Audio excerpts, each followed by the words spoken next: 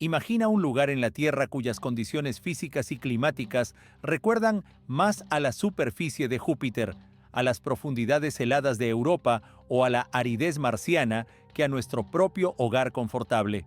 Un lugar donde la temperatura puede caer hasta menos 89,2 grados Celsius, una frialdad tan extrema que el caucho se deshace en migas si lo golpeas con un martillo, el acero se vuelve quebradizo como vidrio y el combustible de aviación se transforma en una gelatina espesa e inútil. Un lugar donde el aire es tan seco y delgado que la piel se agrieta en cuestión de horas y los pulmones arden al inhalar cristales de hielo con cada bocanada profunda. Un lugar donde los vientos catabáticos, al caer desde la cúpula de hielo impulsados por la gravedad, alcanzan velocidades de hasta 320 kilómetros por hora, arrancando tiendas de Kevlar y despintando fuselajes de aviones hasta dejar el metal pulido a la vista. Ese lugar es la Antártida, el continente blanco, el sexto continente, la Terra Australis oculta. Durante mucho tiempo la imaginamos como un desierto helado sin vida, el reino de los pingüinos emperador, de exploradores heroicos con los rostros congelados y de un silencio blanco e infinito. En los mapas escolares la pintábamos de blanco y la olvidábamos, creyendo que no era más que la gran capa de hielo del planeta, pero estábamos profundamente equivocados. La Antártida no es solo hielo sobre roca, es una caja fuerte planetaria de dimensiones colosales, cerrada por una cerradura de hielo de 4 kilómetros de espesor. Y en los últimos años, gracias a los escaneos satelitales, a la altimetría láser tomada desde satélites, a la gravimetría y al radar de penetración profunda, lo que se ha visto bajo esa tapa helada ha obligado a reescribir manuales de tectónica, a replantear teorías sobre la evolución y los límites de la vida y ha hecho que ciertos informes fotográficos aéreos se clasifiquen por motivos de seguridad. Lo que creíamos conocer de la geografía terrestre resultó ser apenas la piel de un mundo perdido que latía bajo nuestros pies. Un mundo de ríos caudalosos que discurren por valles tan anchos como ríos importantes de regiones templadas. Un mundo de lagos que no han visto la luz del sol durante millones de años y de cordilleras cuya mera existencia desafía las leyes básicas de la física y la geología tal y como las entendemos. Hemos puesto en marcha una investigación global para seguir las huellas de exploraciones secretas del pasado y para bajar hasta los pozos que se abren hacia lo desconocido primigenio, hacia lugares donde la luz nunca ha llegado. Hace 15 millones de años y más podremos tocar piedras que llegaron desde otros planetas, portadoras de mensajes inquietantes sobre la posibilidad de vida fuera de la Tierra. Prepárate. Lo que se descubra debajo del hielo tiene el potencial de alterar para siempre nuestra comprensión del planeta, porque el hielo se derrite y los secretos que ha guardado durante 34 millones de años comienzan a aflorar. Esto no es ciencia ficción, es una realidad cruda y fría registrada por sensores de la precisión que solo la humanidad sabe fabricar. La historia de estos descubrimientos comenzó hace ya muchas décadas, en 1958, en pleno apogeo de la Guerra Fría y del Año Geofísico Internacional. La tercera expedición soviética a la Antártida realizó la peligrosa y mortal travesía hasta el polo de inaccesibilidad, el punto más remoto respecto a la costa. Para determinar el espesor del hielo bajo el paso de sus camiones pesados, los científicos recurrieron a la sismometría. Hicieron pozos, colocaron cargas explosivas, las detonaron y escucharon el eco devuelto. Según la teoría, bajo el centro de la capa helada, aplastada por su propio peso monstruoso, debía existir una meseta lisa o una depresión por deflexión isostática, pero el eco registrado por los sismógrafos mostró algo imposible. Bajo esa superficie plana, a profundidades de entre 2 y 4 kilómetros, los instrumentos delinearon un perfil agresivo, quebrado, de aspecto alpino, no meras colinas, sino una cordillera comparable a los Alpes europeos, picos que alcanzan los 3.000 metros, valles profundos en forma de V labrados por antiguos ríos, afiladas crestas que parecen rasgar el cielo helado. A esa cadena montañosa se le dio el nombre de Gamburtsev, en honor al geofísico soviético Grigori Gamburtsev. El problema era que, según la geología, no deberían existir montañas jóvenes en el corazón de un escudo continental tan antiguo. La Antártida Oriental forma un bloque estable, una plataforma que lleva cientos de millones, incluso miles de millones de años, sin actividad tectónica significativa. Cualquier relieve originado en tiempos tan remotos debería haberse desgastado por la erosión hasta convertirse en suaves colinas, como ocurre con los Urales o los montes de Opala. Sin embargo, en el radar, las cumbres de los Gamburtsev aparecen como si hubieran nacido ayer, puntas afiladas, acantilados casi verticales, sin los rasgos habituales de la erosión. ¿Cómo podía persistir una cadena montañosa vigorosa y aparentemente joven en el centro de un continente muerto? Ese enigma flotó en el aire durante medio siglo. No fue hasta 2009 que un equipo internacional del proyecto AGAP en la región de Gamburtsev sobrevoló la zona con aeronaves gemelas equipadas con los radares y gravímetros más avanzados, realizando una remoción virtual del hielo. Lo que vieron fue sobrecogedor. Un paisaje alpino congelado en el tiempo, preservado por la propia capa de hielo que lo cubrió. Cuando el clima terrestre cambió hace aproximadamente 34 millones de años, un avance glaciar envolvió el macizo como una manta y lo protegió de agentes erosivos. El resultado es una momia montañosa, completa con sus picos y valles, pero la anomalía gravimétrica que hay bajo esas montañas revela otra pieza del rompecabezas, un enorme y denso raíz o quilla en el manto terrestre que se extiende hasta una profundidad de 250 kilómetros, capaz de sostener y afianzar la estructura montañosa, impidiendo su hundimiento. En algún momento remoto la corteza debió calentarse, elevarse y fracturarse, para luego enfriarse bruscamente, y hoy esa historia geológica permanece sin una explicación definitiva. Si la cordillera Gamburtsev es la arquitectura pétrea que yace bajo la capa helada, un poco más al este, bajo la base rusa Vostok, late un sistema autónomo y aterrador, el lago Vostok.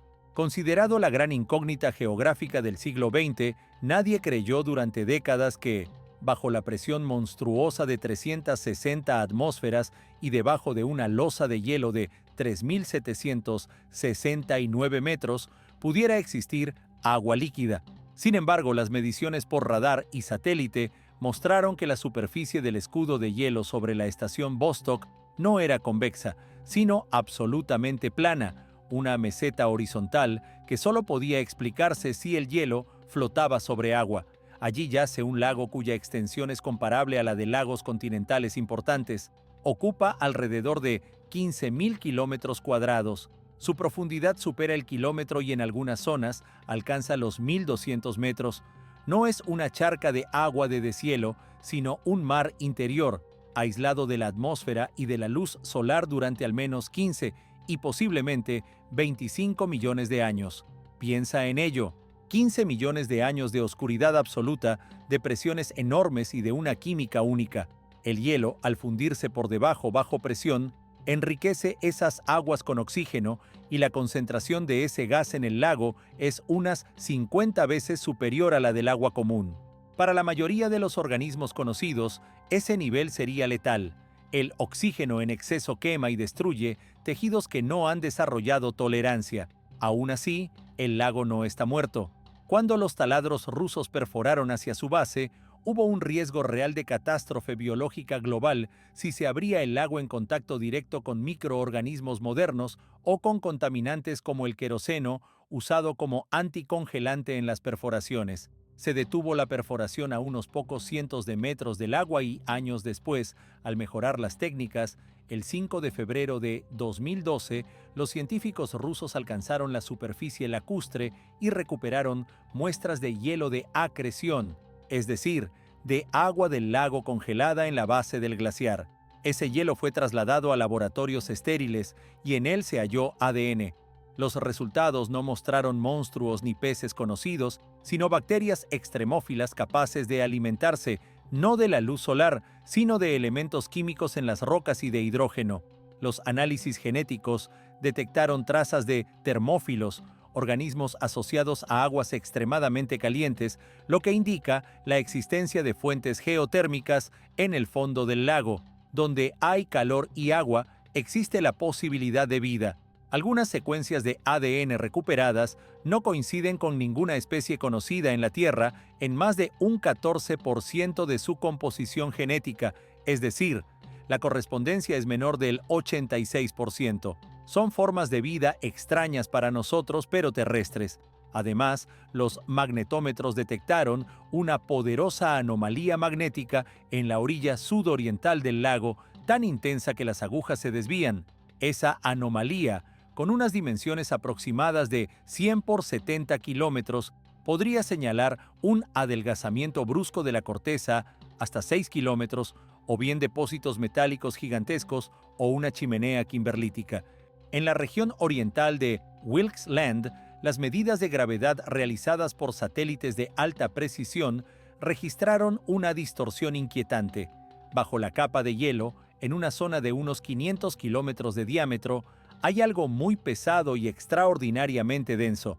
Modelos computacionales sugeridos por científicos de diversas universidades muestran una estructura anular con un pico central que recuerda a un cráter de impacto de entre 480 y 500 kilómetros de diámetro. Si se tratara de un cráter, sería aproximadamente 2,5 veces mayor que el famoso cráter de Chicxulub en la península de Yucatán. Las dataciones de las rocas circundantes sitúan el suceso hace unos 250 millones de años, una fecha que hace estremecer a los paleontólogos porque coincide con el límite entre el Pérmico y el Triásico, el episodio conocido como la Gran Mortandad, cuando desapareció el 96% de las especies marinas y el 70% de los vertebrados terrestres. Una catástrofe planetaria. La hipótesis es que un asteroide de entre 50 y 60 kilómetros de diámetro colisionó con la Tierra con una energía tan enorme que pudo atravesar la corteza y desencadenar reacciones geológicas globales, incluida la erupción de las trampas siberianas en el lado opuesto del planeta. Los restos metálicos del núcleo de aquel proyectil podrían haber quedado alojados en el manto y hoy actuar como una concentración de masa que altera localmente la gravedad. En los valles secos de McMurdo, un lugar considerado el más árido de la Tierra, el paisaje recuerda a Marte. No hay sedimentos nuevos desde hace 2 millones de años. De uno de los lenguajes del glaciar, Taylor brota un arroyo de color rojo intenso que tiñe la nieve blanca como si fuera una herida abierta en el glaciar, las famosas cataratas de la sangre. A principios del siglo pasado, se pensó que ese color se debía a algas. Los estudios espectrales del siglo XXI demostraron que se trata de oxidación de hierro, óxido de hierro, producto del paso de agua salina que brota de un reservorio subterráneo cubierto por el glaciar hace aproximadamente 1.500.000 años. Esa salmuera es 3 veces más salina que el océano, y por ello no se congela incluso a menos 10 grados. Al ascender por las grietas, el agua extrae hierro de las rocas, y al contacto con el aire, el hierro se oxida rápidamente, tornándose de un rojo profundo. Pero lo más notable es que en esa agua fría, salina y oscura, existen bacterias que viven sin oxígeno y sin luz. Se han adaptado a respirar hierro, usando sulfatos como catalizadores para una cadena bioquímica que aprovecha iones de hierro para procesar materia orgánica microscópica. Es un ciclo cerrado, autónomo, un experimento natural en el que la evolución siguió un camino aparte. La Antártida también actúa como un recolector de meteoritos. En 1984, geólogos estadounidenses encontraron sobre el hielo azul una roca extraña que fue catalogada como el ejemplar 84001 y que pesaba cerca de 2 kilogramos. 10 años después, al analizar los gases atrapados en sus poros, se descubrió que coincidían con la atmósfera medida por sondas en Marte, lo que demostraba que la roca provenía del planeta rojo y había llegado a la Antártida hace unos 13.000 años. Cuando se examinó con microscopios electrónicos, se observaron estructuras parecidas a microfósiles y compuestos orgánicos, como hidrocarburos policíclicos y magnetita, en formas que en la Tierra suelen relacionarse con actividad bacteriana. El hallazgo provocó un gran revuelo mediático y científico y permanece sujeto a debate. aunque investigaciones más precisas realizadas en 2020 reforzaron la presencia de materia orgánica con nitrógeno, aumentando la probabilidad de un origen biológico. La física moderna también encuentra en la Antártida señales que desafían nuestros modelos. En el Polo Sur opera el observatorio de neutrinos conocido como IceCube, un kilómetro cúbico de hielo atravesado por decenas de cables con 5.000 sensores ópticos empotrados hasta una profundidad de 2 kilómetros. Ese hielo extremadamente puro actúa como un filtro perfecto para detectar flashes de luz azul producidos cuando un neutrino choca por azar con un átomo de hielo. En los años 2016 y 2018, el experimento ANITA, con antenas suspendidas desde globos estratosféricos sobrevolando el continente, detectó haces de neutrinos de ultraalta energía que parecían surgir desde la Tierra hacia el cielo, algo que la teoría estándar indica que es imposible. O bien hay que reescribir aspectos fundamentales de la física, o bien hay procesos en el interior del planeta o bajo la capa de hielo que generan o transforman esas partículas. Las hipótesis van desde la desintegración de materia oscura superpesada hasta la existencia de un cuarto tipo de neutrino, el estéril, capaz de atravesar la materia y luego convertirse de nuevo. Es una anomalía científica real, aún sin explicación. Expediciones en los años 2017 y 2020 en el buque de investigación Polarstern recuperaron muestras del fondo marino en el mar de Amundsen que, al ser escaneadas en tomografía, mostraron algo sorprendente. En núcleos de sedimento estimados en 90 millones de años, se encontró una red densa de raíces, polen, esporas y restos de plantas con flores. Esa vegetación no era tundra ni matorrales escasos, sino un bosque templado y pantanoso, comparable a los actuales de Nueva Zelanda o la Patagonia. Las reconstrucciones climáticas indican cifras asombrosas. Hace 90 millones de años, a apenas 900 kilómetros del Polo Sur, la temperatura media anual rondaba los 12 grados centígrados, los veranos alcanzaban los 20 grados o más, y los ríos se calentaban hasta los 25 grados centígrados. Allí no había hielo, los bosques murmuraban, y posiblemente dinosaurios adaptados a la noche polar de meses de duración deambulaban por esas tierras. ¿Cómo sobrevivieron las plantas a períodos de oscuridad estacional de 4 meses? Es aún una pregunta abierta de la biología. Los núcleos de hielo también han mostrado que la última glaciación de la Antártida se produjo de manera geológicamente casi instantánea cuando se abrió el pasaje de Drake y emergió la corriente circumpolar, aislando térmicamente el continente. Es una advertencia sobre la rapidez con la que el clima puede cambiar. En 2019, sensores instalados en la plataforma de hielo Ross, del tamaño de un país, percibieron un zumbido continuo de baja frecuencia. La propia plataforma canta cuando el viento atraviesa las dunas de nieve y hace vibrar el hielo como una membrana. La frecuencia de ese canto varía conforme el hielo comienza a derretirse, y los científicos ahora escuchan esa música para anticipar fracturas y colapsos. El glaciar Thwaites, en la Antártida Occidental, ha sido apodado el glaciar del fin del mundo por su capacidad de liberar tanta masa de hielo que elevaría el nivel del mar en 3 metros si se derrumbara completamente. En 2020, el robot ICEFIN descendió por un sondeo de 600 metros y mostró imágenes escalofriantes. Agua oceánica más cálida está carcomiendo el glaciar por la base, formando cuevas y grietas que debilitan su sostén.